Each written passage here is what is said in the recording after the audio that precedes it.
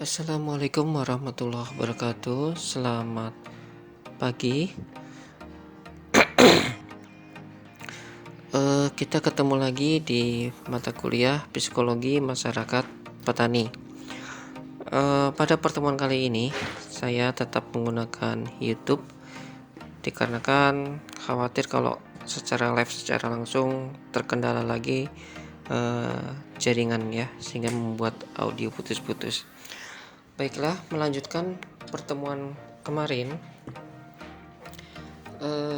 Kita sampai mana kemarin tuh ya? Oke. Nah, di sini ada bagan ya, gambar.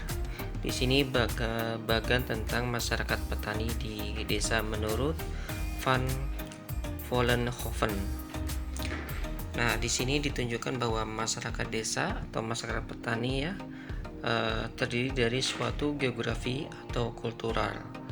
Nah, geografi menurut lingkungan secara geografis yaitu lahan, dan kultural adalah budaya atau aturan-aturan yang berupa adat pribumi tentang tanah ya, lahan garapan, hubungan kekeluargaan, kehidupan ekonomi rakyat. Jadi di sini kesatuan lingkungan geografisnya terutama terkait penguasaan sumber daya lahan atau suatu hasil perpaduan antara kegiatan sekelompok manusia dengan lingkungannya.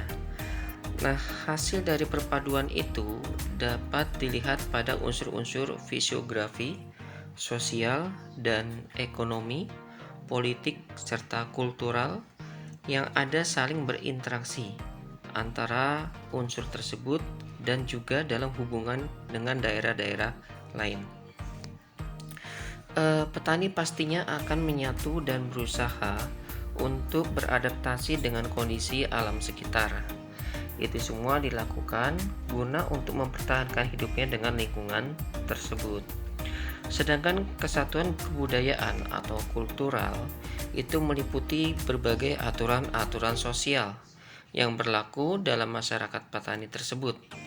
Berbagai aturan antara lain meliputi aturan adat ya, ada penduduk asli, kemudian tanah lahan garapan, ada yang hubungan kekeluargaan, dan hubungan ekonomi masyarakat rakyat di desanya.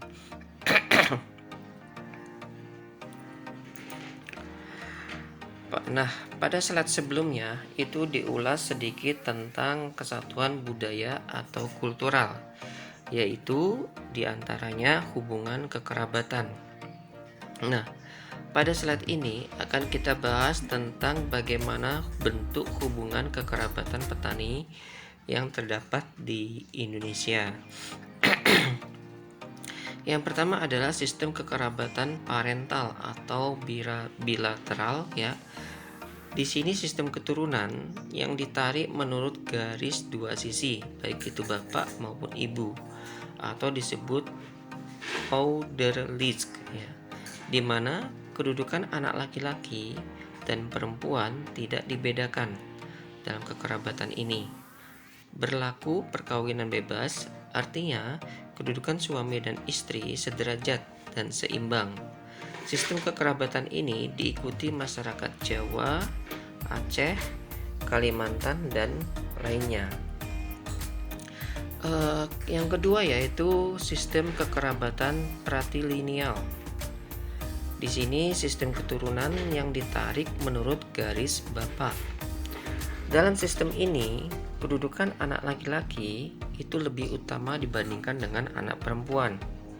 Bila suatu keluarga tidak memiliki anak laki-laki, maka keluarga tersebut harus melakukan pengangkatan atau adopsi anak. Pada sistem kekerabatan patrilineal itu berlaku adat perkawinan jujur. Setelah perkawinan, si istri harus mengikuti suami dan menjadi anggota kerabat suami, termasuk anak-anak yang dilahirkan dari perkawinannya. Sistem kekerabatan patrilineal itu biasanya diikuti pada masyarakat Batak, Bali, Lampung, dan lainnya. Berikutnya yaitu sistem kekerabatan matrilineal. Nah, sistem keturunan pada sistem ini ditarik menurut garis ibu, di mana kedudukan anak perempuan itu lebih unggul dibandingkan anak laki-laki. Umumnya berlaku perkawinan semenda. Perkawinan semenda yaitu setelah perkawinan si suami mengikuti istri. Namun, suami tetap menjadi anggota kerabat asal dan tidak termasuk ke dalam kerabat istri. Sedangkan anak-anak hasil perkawinan harus mengikuti anggota kerabat ibunya. Sistem kekerabatan matrilineal itu biasanya diikuti pada masyarakat Minangkabau.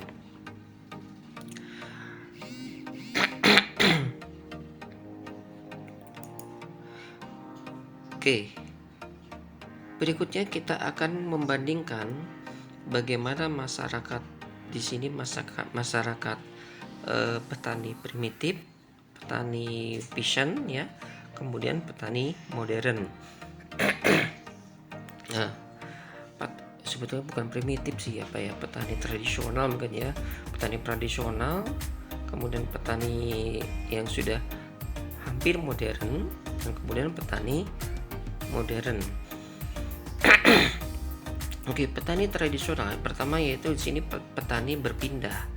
Artinya dalam kegiatan sehari-hari mereka berpindah-pindah dari suatu lahan ke lahan yang lain. Kemudian petani peasant yaitu petani tetap. Di sini mereka mungkin sudah tidak berpindah. Ini juga merupakan suatu ya, barangkali karena pada saat itu sudah keterbatasan lahan ya. Lahan-lahan sudah ada yang punya, berbeda pada saat petani berpindah. Lahan masih luas. Kemudian petani modern. Nah, petani modern sudah menerapkan yang namanya rumah kaca. Nah, di sini saking sempitnya lahan atau bahkan sudah tidak ada lahan lagi ya, maka diterapkanlah namanya petani modern dengan sistem rumah kaca. Nah, kemudian kebutuhan sehari-hari itu petani kalau petani tradisional atau primitif itu berorientasi namanya kebutuhan primer atau kerabat ya, untuk sehari-harinya. Nah, kemudian petani yang sudah peasant yaitu petani yang sudah agak modern ya, ini masih bersifat subsisten, hampir sama dengan tradisional tadi, masih untuk kebutuhan sehari-hari. Sedangkan petani modern ini sudah mulai dikomersilkan atau untuk mencari keuntungan ya. Kemudian kembali ke tradisional atau primitif ya. Di situ adanya ikatan dengan tetangga. Ibaratnya ada ikatan masih kental ya, solidaritas dan lain sebagainya. Sedangkan petani modern ya, atau petani sebelum modern apa sih? Sudah agak modern lah. Nah, ini sudah tetap masih ada ikatan nilai-nilai. Nah, sedangkan yang ini petani modern hubungan sudah mulai longgar, tapi lebih disimbolkan dengan sistem upah atau uang ya. Nah, kemudian kalau yang ini surplus diserahkan ke golongan. Misal pada saat itu masih masa-masa kerajaan ya. Nah, ini petani peasant juga hampir sama. Nah, sedangkan ini sudah per individu, surplus sebagai keuntungan. Kemudian intensitas hubungan dengan luar rendah, ibaratnya mereka tidak berada di luar desa ya, di situ-situ aja. Ini sudah mulai tinggi ya. Mereka harus melakukan interaksi dengan luar desa ya. Kemudian yang ini modern sudah sangat tinggi sekali. Mungkin di sini sudah ada kegiatan perkebunan, pabriknya itu berada di luar desa dan sebagainya. Nah, kemudian kembali ke petani tradisional. Ini sistem pertaniannya itu belum ada spesialisasi khusus. Ya, belum ada cara-cara khusus. Misalnya ada spesialisasi di bidang hama, itu nggak ada. Masih umum. Nah, kalau petani passion ya, ini sudah mulai ada spesialisasi campuran, mungkin ada spill tentang tanaman perkebunan ya, atau yang lain bisa jadi. Nah, kalau udah modern sudah ada khusus yang membahas tentang perkebunan, khusus yang membahas tentang tanaman pangan dan lain-lain, itu ada spesialisasinya. Nah, kembali ke tradisional itu belum ada sewa tanah ya. Nah, kalau ini sudah ada sewa tanah, yang ini hampir rata-rata semua sewa. Nah, sorry, masih batuk, belum sembuh-sembuh nih. Sekarang kita akan membahas tentang bagaimana klasifikasi petani menurut lahan kepemilikan ya. Nah, di sini ada klasifikasi petani menurut lahan pemilikan. Yang pertama adalah petani pemilik lahan. Nah, petani pemilik lahan itu adalah petani yang memiliki lahan pertanian. Dan biasanya petani kalau pemilik lahan aja itu dia tidak langsung turun ya, tapi justru dia akan melakukan semacam hubungan patron klien juga, di mana dia akan memperkerjakan orang-orang yang ada di sekitarnya, apakah itu keluarganya atau tetangga-tetangga yang ada di situ ya, dengan sistem bagi hasil atau sistem upah. Nah, itu petani pemilik lahan ya. Kemudian yang kedua yaitu petani pemilik dan penggarap.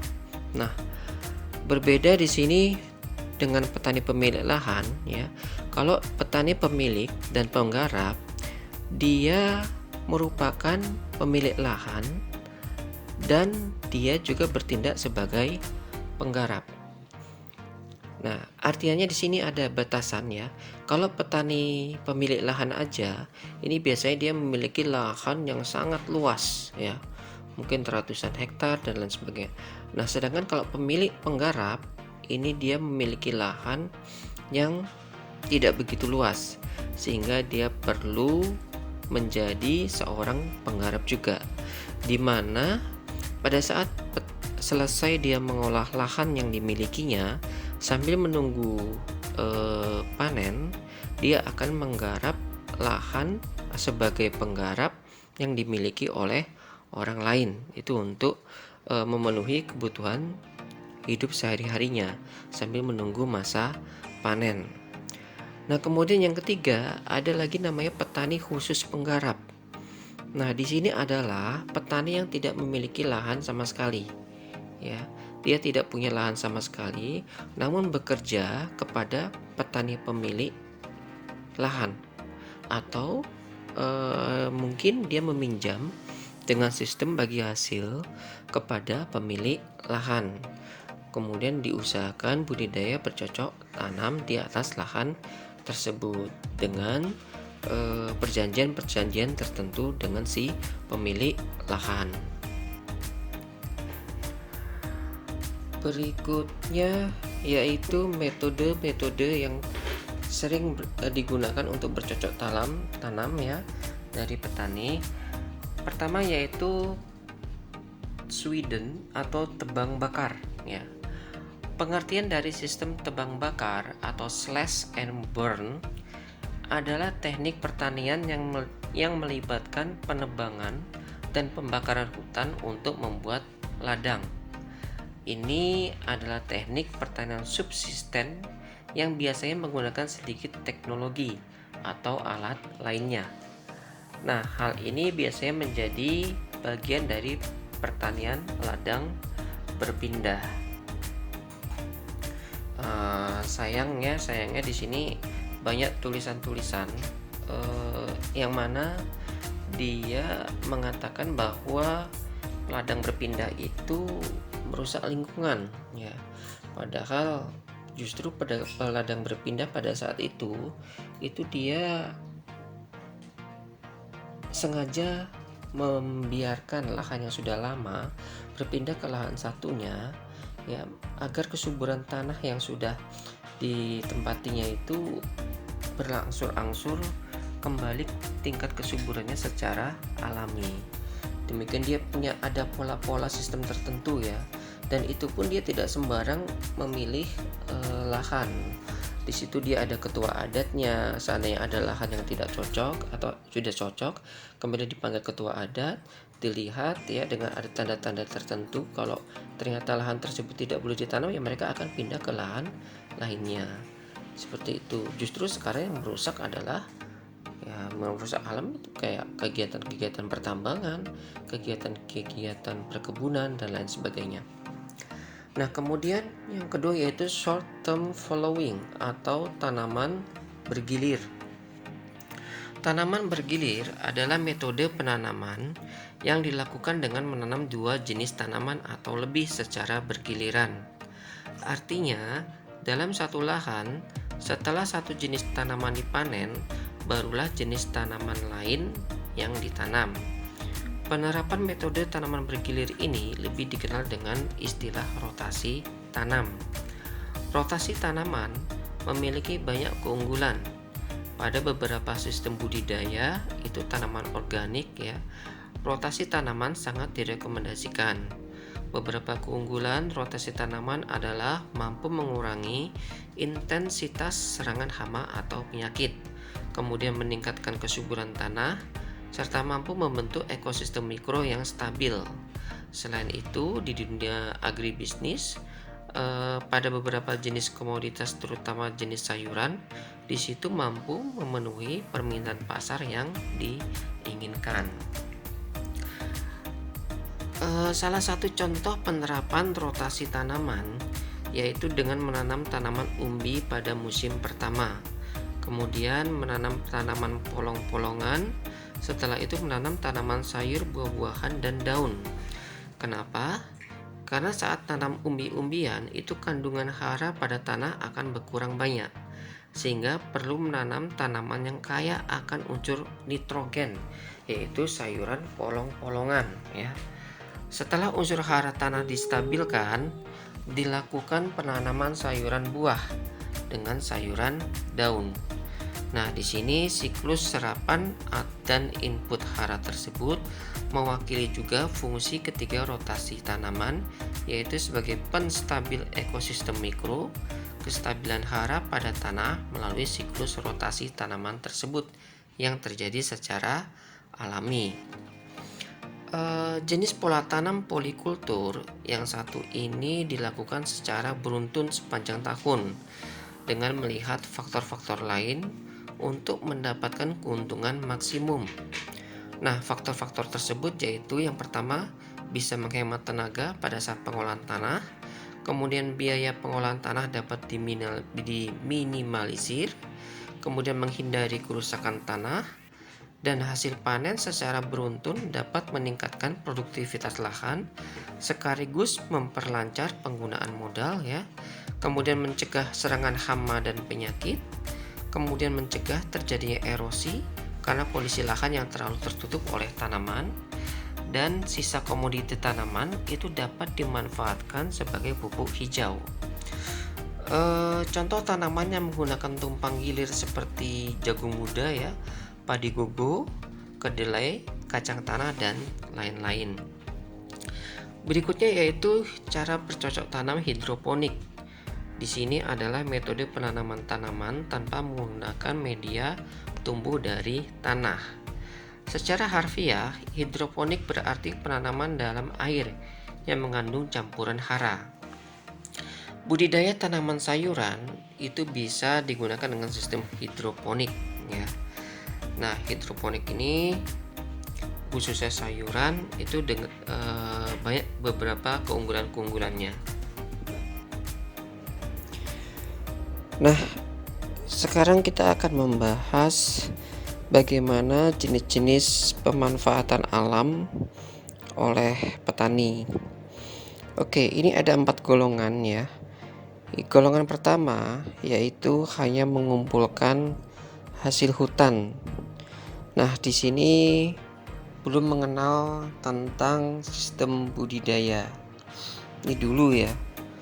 Kalau dulu bukan dari ini, kalau ini contohnya itu di Kubu di Sulawesi Selatan.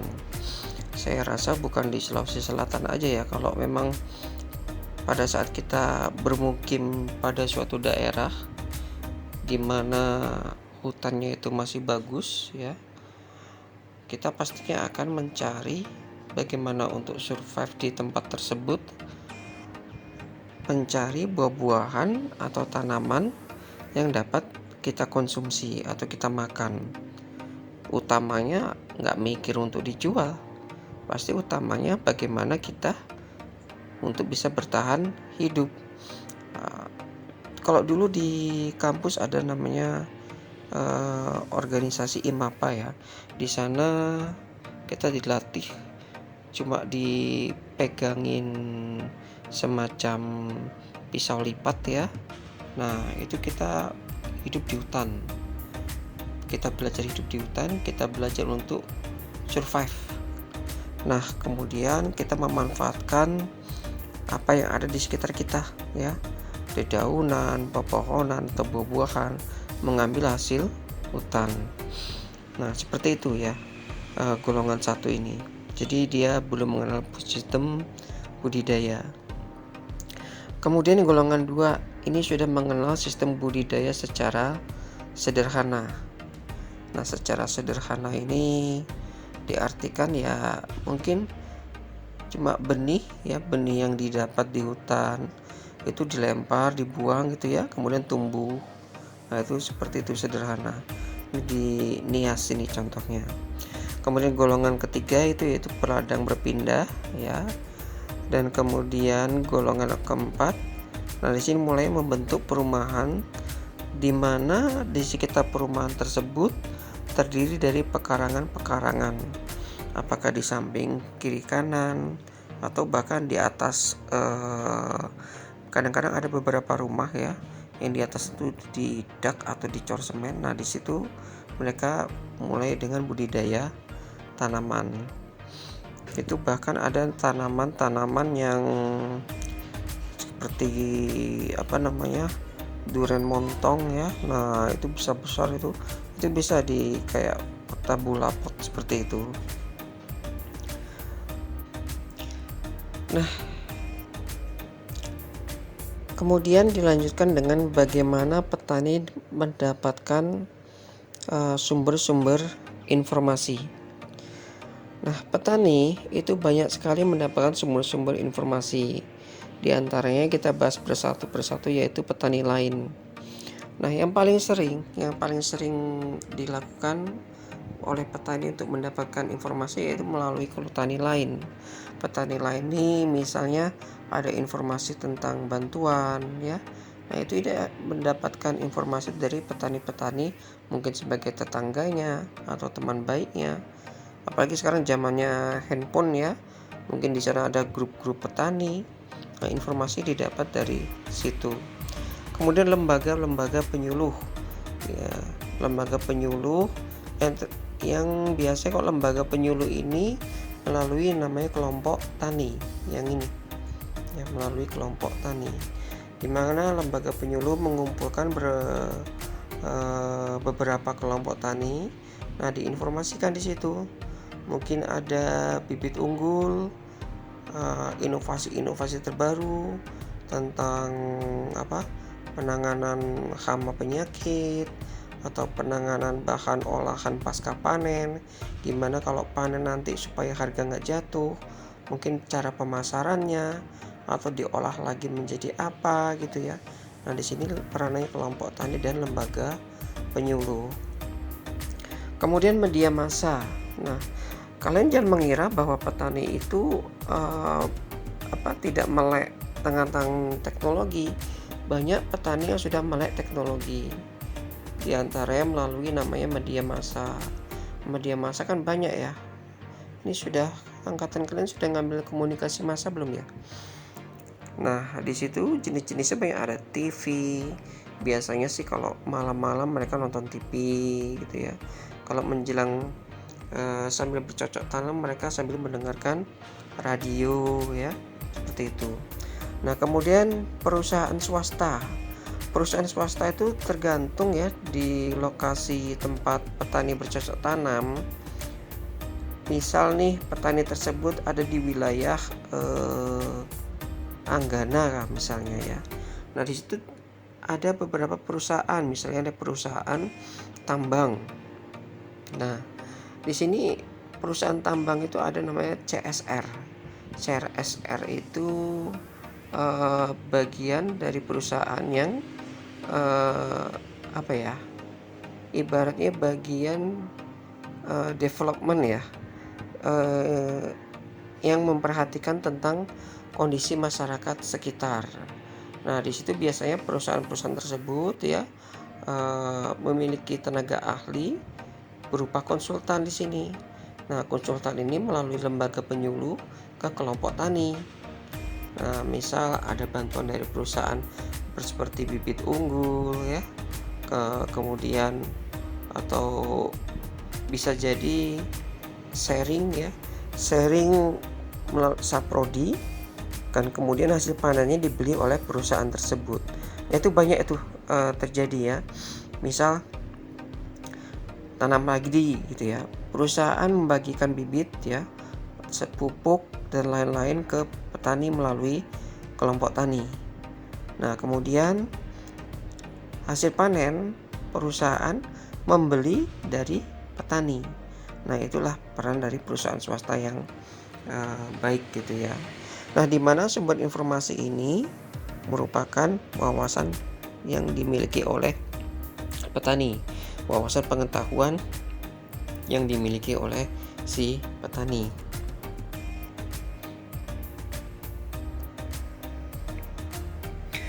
Oke, sekarang kita akan membahas tentang hambatan apa saja yang dihadapi oleh petani. Yang pertama yaitu pengetahuan. Petani dalam hal ini sangat membutuhkan yang namanya pengetahuan, khususnya pengetahuan cara pengolahan tanah yang baik, bagaimana pengolahan tanah yang baik dan cepat, bagaimana penggunaan pupuk yang efisien ya, bagaimana pencegah hama penyakit tumbuhan, bagaimana cara penanganan panen, pasca panen ya, bagaimana cara proses-proses pemasaran. Nah, pengetahuan yang seperti itu sangat dibutuhkan oleh si petani. Kemudian kekuasaan. Dalam hal ini, kedudukan petani yang tidak dimiliki sumber daya manusia yaitu sebagai wong cilik ya, yang tidak memiliki sumber daya alam atau keterampilan ya, adalah wong cilik. Namun tidak semua. Di sini petani hanya sebagian kecil itu tidak memiliki kewenangan dalam hal membuat kebijakan, khususnya pada harga panen suatu produk pertanian. Harga ditetapkan oleh pemerintah. Contoh produk sawit ya, karet, coklat dan sebagainya. Disitulah petani berada dalam hal kekuasaan, yaitu posisi lemah dalam hal penentu harga. Kemudian berikutnya yaitu sumber daya. Nah, yang paling utama dari lingkaran permasalahan yang dihadapi oleh petani yaitu sumber daya, baik hal dalam sumber daya manusianya seperti skill atau keterampilan maupun sumber daya alam seperti dalam hal kepemilikan lahan. Pada sumber daya manusia misalnya, kebanyakan petani secara formal hanya lulusan SMA atau sederajat, walau kini lambat laun sudah banyak yang petani yang memiliki gelar sarjana. Itu cuma salah satu contoh ya. Nah, kemudian sumber daya alam misalnya, banyak petani yang tidak memiliki lahan. Mungkin dulunya punya ya, namun karena kebutuhan sedikit demi sedikit dijual, akhirnya sampai tidak punya lahan. Berikutnya yaitu motivasi. Nah, sebagian kecil petani itu ketika dia sudah gagal panen, motivasinya kurang ya. Nah, di sini adalah tugasnya penyuluh bagaimana supaya bisa memotivasi petani untuk kembali bercocok tanam. Soalnya gini ya, tidak semua apa yang kita cocok tanamkan itu berhasil. Ada aja hambatan. Ya, ini hambatan-hambatan yang dihadapi petani. Kalian lihat kan itu bagaimana petani di TV-TV itu membuang hasil panennya, sayurannya cuma dikasihkan ke orang yang lewat. Itu karena mereka jengkelnya harganya jatuh gitu ya, akibat adanya panen yang bersamaan atau akibat dari anjloknya harga. Ada lagi yang membuang buah naga ya, dibuang ke kali ramai banyak sekali itu gara-gara harganya jatuh. Dan terakhir itu membuang telur ya kalau nggak salah. Nah, hambatan-hambatan ini adalah tantangan ya agen-agen penyuluh ya, yang merupakan dalam menghadapi lingkaran problema petani. Oke, baiklah, mungkin itu aja dulu yang bisa saya terangkan untuk minggu ini ya. Atas perhatiannya saya ucapkan wassalamualaikum warahmatullahi wabarakatuh. Selamat pagi.